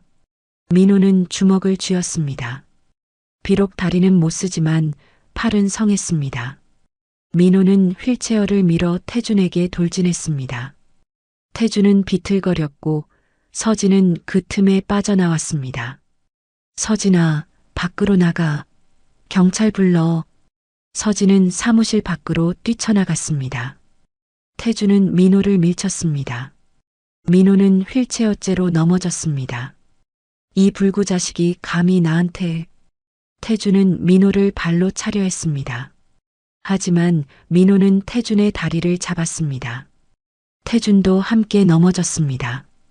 두 남자는 바닥에서 몸싸움을 벌였습니다. 넌 서진이를 행복하게 못 만들었어. 15년 동안 서진이가 얼마나 불행했는지 알아? 닥쳐. 넌 뭔데 서진이 행복을 말해? 넌 서진이를 가난하게 만든 놈이야. 가난해도 사랑이 있으면 행복해. 넌 그것도 몰라. 민호는 태준의 멱살을 잡았습니다. 태준도 민호를 때렸습니다. 두 사람은 피를 흘리며 싸웠습니다. 곧 경찰이 도착했습니다. 경찰은 태준을 제압했습니다. 태준은 수갑이 채워졌습니다. 윤태준 씨, 가석방 조건 위반과 폭행죄로 체포하겠습니다. 놓으라고. 태준은 발버둥 쳤지만 소용없었습니다. 경찰은 태준을 끌고 나갔습니다. 태준은 가면서 민호를 노려봤습니다. 정민호, 너 두고 봐. 내가 나오면 가만 안 둬. 민호는 대답하지 않았습니다. 서진이 달려와 민호를 일으켰습니다. 민호 씨, 괜찮아? 응, 괜찮아. 너는? 나도 괜찮아. 두 사람은 서로를 안았습니다. 119가 와서 민호를 병원으로 데려갔습니다. 다행히 큰 부상은 없었습니다. 얼굴에 멍이 들고 팔에 찰과상이 생긴 정도였습니다. 병원에서 치료를 받고 집으로 돌아왔을 때 하은이가 기다리고 있었습니다. 하은이는 민호의 얼굴을 보고 깜짝 놀랐습니다. 아빠, 얼굴이 왜 그래요? 괜찮아, 하은아. 아빠 안 아파. 기다려보세요. 치료해 드릴게요. 하은이는 구급함을 가져와 민호의 상처에 연고를 발라주었습니다. 민호는 딸의 손길에 눈물이 났습니다. 하은아, 고마워. 아빠, 이제 위험한 일 하지 마세요. 전 아빠 2번 다시 잃기 싫어요. 그래, 아빠가 조심할게. 그날 밤 서진은 민호와 함께 베란다에 앉아 있었습니다. 달이 밝았습니다. 민호 씨, 미안해. 너까지 다치게 해서. 무슨 소리야? 내가 지켜야지. 근데 윤태준이 또 나올 텐데 무섭지 않아? 민호는 서진의 손을 잡았습니다. 무섭지. 하지만 더 이상 도망가지 않을 거야. 15년 동안 숨어 살았어. 이제는 당당하게 살고 싶어. 민호 씨. 서진아, 우리 결혼하자. 서진은 깜짝 놀라 민호를 봤습니다. 뭐라고? 결혼하자. 정식으로. 15년 전에 못한 결혼식도 하고. 하지만 윤태준이랑 이혼 아직 안 됐잖아. 신청했잖아. 곧 판결 날 거야. 그러면 우리 결혼하자. 서진은 눈물을 흘렸습니다. 민호 씨 정말? 응. 너랑 하은이랑 정식 가족이 되고 싶어. 서진은 민호를 꼭 안았습니다. 좋아. 결혼하자. 우리 다시 시작하자. 한 달 후 이혼 판결이 났습니다. 서진은 자유로워졌습니다. 이제 민호와 새로운 시작을 할 수 있었습니다. 결혼 준비를 시작했습니다. 작지만 따뜻한 결혼식을 계획했습니다. 화려한 건 필요 없었습니다. 사랑하는 사람들만 모이면 됐습니다. 결혼식 일주일 전 교도소에서 또 면회 신청이 왔습니다. 이번엔 태준이었습니다. 서진은 고민했지만 결국 가기로 했습니다. 마지막으로 정리하고 싶었습니다. 교도소 면회실에서 태준을 만났습니다. 태준은 수척했습니다. 눈빛도 예전처럼 험악하지 않았습니다. 서진아, 와줘서 고마워. 무슨 일이에요? 태준은 한참을 망설이다가 입을 열었습니다. 미안해. 정말 미안해. 서진은 놀랐습니다. 태준이 사과하다니. 교도소에서 생각 많이 했어. 내가 얼마나 잘못 살았는지. 정민호한테도 당신한테도 너무 나쁜 짓을 했어. 이제 와서 사과해도 알아. 용서받을 수 없다는 거. 그래도 말하고 싶었어. 그리고 하은이에게 아빠 노릇 못해서 미안하다고 전해줘. 서진아, 행복해. 정민호랑 정말 행복하게 잘 살아. 면회가 끝났습니다. 서진은 눈물을 흘렸습니다. 태준도 변한 것 같았습니다. 집에 돌아오자 하은이와 민호가 같이 피아노를 치고 있었습니다. 아빠, 결혼식 때 제가 피아노 칠 거예요. 아빠랑 엄마 위해서요. 그래, 고마워, 우리 딸. 결혼식 날이 다가왔습니다. 작은 예식장에 가까운 사람들만 모였습니다. 민호재단 직원들, 나눔의 집사람들, 서진의 몇 안 되는 친구들. 많지 않았지만 모두 진심으로 축하해주는 사람들이었습니다. 서진은 하얀 드레스를 입고 입장했습니다. 민호는 휠체어에 앉아 서진을 기다렸습니다. 서진이 다가오자 민호는 눈물을 흘렸습니다. 서진아, 너무 예뻐. 민호 씨, 우리 드디어 결혼하네. 주례 없이 두 사람은 서로에게 서약했습니다. 나 정민호는 한서진을 평생 사랑하고 지키겠습니다. 나 한서진도 정민호를 평생 사랑하고 함께하겠습니다. 하은이가 피아노를 치기 시작했습니다. 아름다운 선율이 예식장에 울려 퍼졌습니다. 하은이가 직접 작곡한 곡이었습니다. 제목은 우리 가족이었습니다. 피아노 소리를 들으며 서진과 민호는 미소 지었습니다. 박수가 터져 나왔습니다. 15년 만에 두 사람은 다시 부부가 되었습니다. 결혼 후 1년이 흘렀습니다. 서진과 민호, 그리고 하은이는 한 집에서 행복하게 살고 있었습니다. 민호재단은 더욱 성장했고 전국에 10개의 지부를 두게 되었습니다. 수많은 노숙자와 산재 피해자들이 재단의 도움을 받았습니다. 하은이는 고등학교를 졸업하고 음대에 입학했습니다. 피아노 실력이 뛰어나 장학금을 받았습니다. 봄이었습니다. 벚꽃이 흐드러지게 피어난 어느 토요일, 서진과 민호는 하은이와 함께 공원을 거닐고 있었습니다.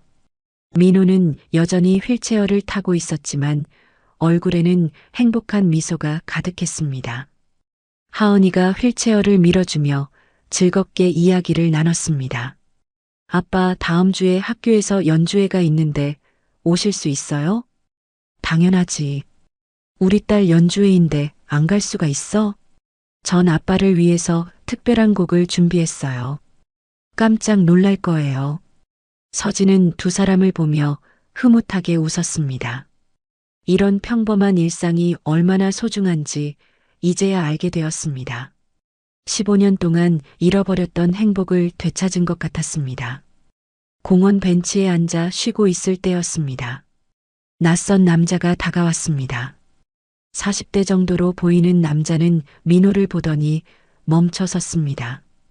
혹시 정민호 씨 아니십니까? 민호는 고개를 들어 남자를 봤습니다. 낯선 얼굴이었습니다. 네, 그런데요. 저 기억 안 나시죠? 전 2011년에 건설 현장에서 같이 일했던 박진수입니다.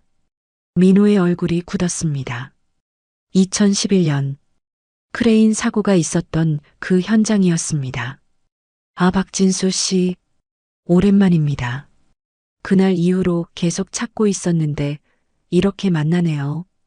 박진수는 주변을 둘러보더니 조용히 말했습니다. 저 그날 일에 대해서 할 말이 있습니다. 혹시 시간 괜찮으시면 잠깐 얘기 좀 나눌 수 있을까요? 서진과 민호는 눈빛을 교환했습니다. 하은이는 엄마에게 물었습니다.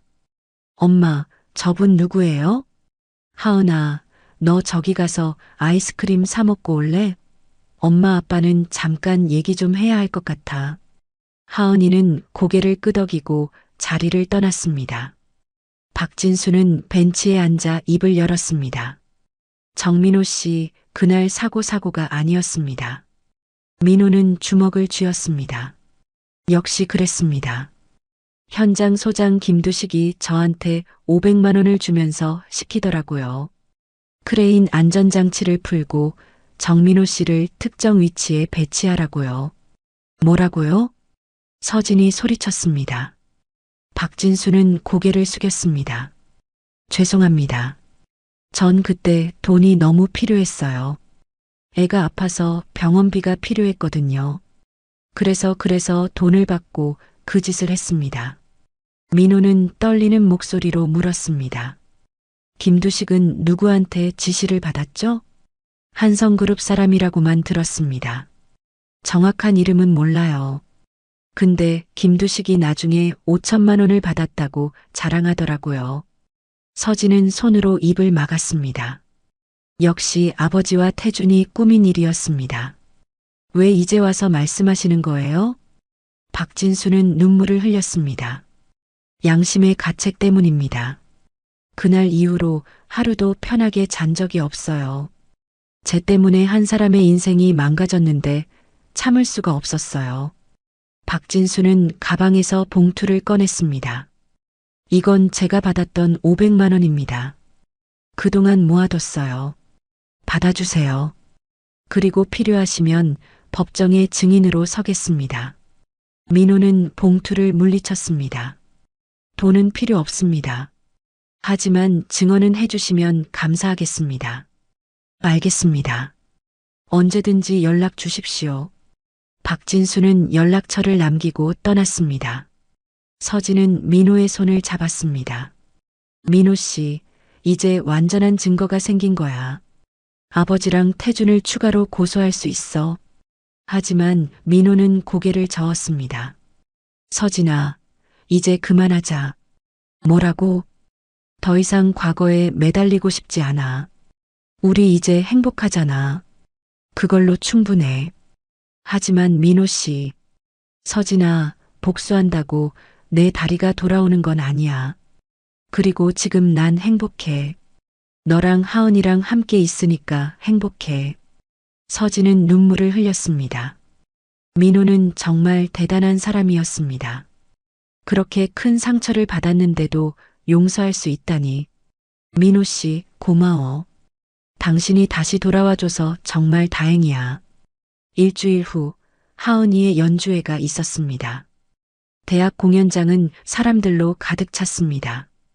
서진과 민호는 앞줄에 앉았습니다. 무대에 하은이가 올라왔습니다. 하얀 드레스를 입은 하은이는 천사처럼 아름다워 보였습니다. 안녕하세요. 음악학과 1학년 정하은입니다. 민호는 깜짝 놀랐습니다. 하은이가 성을 바꿨습니다. 이제 정하은이었습니다. 서진의 성한 씨가 아니라 민호의 성정 씨였습니다. 오늘 제가 연주할 곡은 제가 직접 작곡한 곡입니다. 제목은 아버지에게입니다. 하은이는 피아노 앞에 앉았습니다. 그리고 연주를 시작했습니다. 아름다운 선율이 공연장에 울려 퍼졌습니다. 슬프면서도 따뜻한 곡이었습니다. 하은이는 연주하며 말했습니다. 이 곡은 제 아버지를 위한 곡입니다. 아버지는 15년 동안 저와 엄마를 지켜주셨어요. 멀리서 아무도 모르게 자신의 모든 것을 희생하면서요. 민호는 눈물을 흘렸습니다. 아버지의 이름은 세상 어디에도 없었지만 제 가슴 속엔 계속 살아 있었습니다. 아버지, 사랑해요. 그리고 고마워요. 연주가 끝났습니다. 공연장은 정적에 휩싸였습니다. 그리고 곧 폭풍 같은 박수가 터져 나왔습니다. 사람들은 일어서서 박수를 쳤습니다. 민호는 눈물을 흘리며 박수를 쳤습니다. 서진도 함께 울었습니다. 연주회가 끝난 후 세 사람은 함께 식당으로 갔습니다. 저녁을 먹으며 하은이가 말했습니다. 아빠, 제가 성을 바꿨어요. 이제 전 정하은이에요. 하은아, 전 아빠 딸이 되고 싶었어요. 정식으로요. 민호는 하은이를 꼭 안았습니다. 고마워, 하은아. 정말 고마워. 아빠, 앞으로도 우리 계속 행복하게 살아요. 엄마랑 아빠랑 저랑 셋이서요. 그래, 우리 행복하게 살자. 그날 밤 집에 돌아와 세 사람은 거실에 둘러앉았습니다. 하은이가 물었습니다. 엄마, 아빠, 하늘이 오빠 이야기 좀 해주세요. 서진과 민호는 하늘이 이야기를 들려줬습니다. 하늘이가 얼마나 귀여웠는지, 어떤 장난을 쳤는지, 웃을 때 얼마나 예뻤는지, 옛날 사진들을 꺼내 함께 봤습니다. 하늘이 오빠, 하늘에서 우리 보고 있을까요? 당연하지. 내 오빠는 항상 우릴 지켜보고 있어. 하은이는 하늘을 보며 손을 흔들었습니다. 오빠, 보고 싶어요. 하지만 전 아직 갈 수 없어요. 엄마 아빠랑 오래오래 행복하게 살아야 하거든요. 오빠도 하늘에서 행복하게 지내요. 서진과 민호도 함께 하늘을 바라봤습니다. 밤하늘에는 별들이 반짝이고 있었습니다. 그중 가장 밝은 별이 하늘이 같았습니다. 다음 날 서진은 민호재단 사무실에서 일하고 있었습니다. 직원이 들어와 말했습니다. 대표님, 교도소에서 연락 왔습니다. 한 회장님께서 위독하시다고 합니다. 서진은 급히 교도소로 향했습니다. 교도소 의무실에 한 회장이 누워 있었습니다. 많이 쇠약해진 모습이었습니다. 한 회장은 서진을 보고 미소 지었습니다. 서진아 왔구나. 아버지, 괜찮으세요? 늙으니까 여기저기 아프지. 근데 괜찮아. 곧 좋은 곳으로 갈 테니까. 아버지, 그런 말씀 마세요. 한 회장은 서진의 손을 잡았습니다. 서진아, 내 인생에서 가장 큰 실수가 뭔지 아니? 아버지, 널 너무 사랑한 거야. 사랑한다는 이유로 내 행복을 빼앗았어. 그게 가장 큰 죄야. 한 회장은 눈물을 흘렸습니다. 서진아, 정민호 잘 만났다. 그 사람은 진짜 너를 사랑하는 사람이야. 내가 너무 늦게 깨달았어. 아버지, 행복해라, 서진아. 정민호랑 하은이랑 오래오래 행복하게 살아. 한 회장은 서진의 손을 꼭 쥐었습니다. 그리고 하늘이한테 미안하다고 전해줘. 할아버지가 미안하다고. 네, 아버지. 전해드릴게요. 한 회장은 눈을 감았습니다. 잠시 후 의사가 와서 확인했습니다. 운명하셨습니다. 서진은 아버지의 손을 잡고 울었습니다. 미움과 사랑이 뒤섞인 눈물이었습니다. 아버지는 잘못된 방식으로 자신을 사랑했지만 그래도 아버지였습니다. 한 회장의 장례식은 조용히 치러졌습니다. 많은 사람들이 조문을 왔습니다. 민호도 왔습니다. 민호는 한 회장의 영정 앞에서 절을 했습니다. 편히 쉬세요. 서진이는 제가 잘 지킬게요. 장례식이 끝난 후 서진과 민호는 하늘이 묘지로 갔습니다. 오랜만에 찾아온 것이었습니다. 묘비 앞에 꽃을 놓고 두 사람은 하늘이에게 말했습니다. 하늘아, 할아버지가 하늘나라로 가셨어. 너 만나러 가셨을 거야. 할아버지가 미안하대. 많이 용서해줘. 서진은 민호의 손을 잡았습니다. 하늘아, 엄마 아빠는 이제 행복해. 내 동생 하은이도 건강하게 잘 크고 있어. 너도 하늘에서 행복하게 지내. 바람이 불었습니다. 마치 하늘이가 대답하는 것 같았습니다. 두 사람은 묘지를 나와 집으로 향했습니다. 봄날 오후 서진과 민호와 하은이는 함께 공원을 걷고 있었습니다. 벚꽃잎이 하늘 떨어지고 있었습니다. 하은이가 말했습니다. 엄마, 아빠, 전 정말 행복해요. 우리도 행복해, 하은아. 세 사람은 벚꽃나무 아래서 사진을 찍었습니다. 행복한 미소를 지으며 15년의 고통 끝에 찾은 평화였습니다. 이제 더 이상 슬픔은 없었습니다. 오직 사랑과 희망만이 있었습니다. 햇살 아래 민호는 하늘을 향해 미소 지었습니다. 하늘아, 아빠 이제 행복해. 내가 주신 이 행복 소중히 지킬게. 서진도 하늘을 바라보며 미소 지었습니다. 민호 씨, 이젠 나도 너처럼 누군가의 삶을 살릴게. 민호재단으로 더 많은 사람들을 도울게. 세 사람은 손을 잡고 걸어갔습니다. 새로운 미래를 향해서, 희망을 향해서, 그리고 영원한 행복을 향해서. 여러분, 긴 이야기 끝까지 들어주셔서 정말 감사합니다. 여러분께 꼭 말씀드리고 싶은 게 있습니다. 돈과 권력이 전부가 아니라는 것입니다. 진짜 중요한 건 사랑하는 사람들과 함께하는 시간이고 서로를 믿고 지켜주는 마음입니다. 아무리 힘든 상황에 처해도 포기하지 마세요. 진실은 언젠가 반드시 밝혀집니다. 그리고 주변에 고통받고 있는 분들이 계시다면 용기를 내어 도움을 청하세요. 세상에는 여러분을 도와줄 사람들이 분명히 있습니다. 이 이야기가 여러분께 작은 위로와 용기가 되었기를 바랍니다. 구독과 좋아요, 알림 설정은 저에게 큰 힘이 됩니다. 여러분의 응원 덕분에 더 많은 이야기를 전할 수 있습니다. 다음에도 여러분의 가슴을 울릴 수 있는 따뜻한 이야기로 찾아뵙겠습니다. 모두 건강하시고 사랑하는 사람들과 행복한 시간 보내세요. 감사합니다.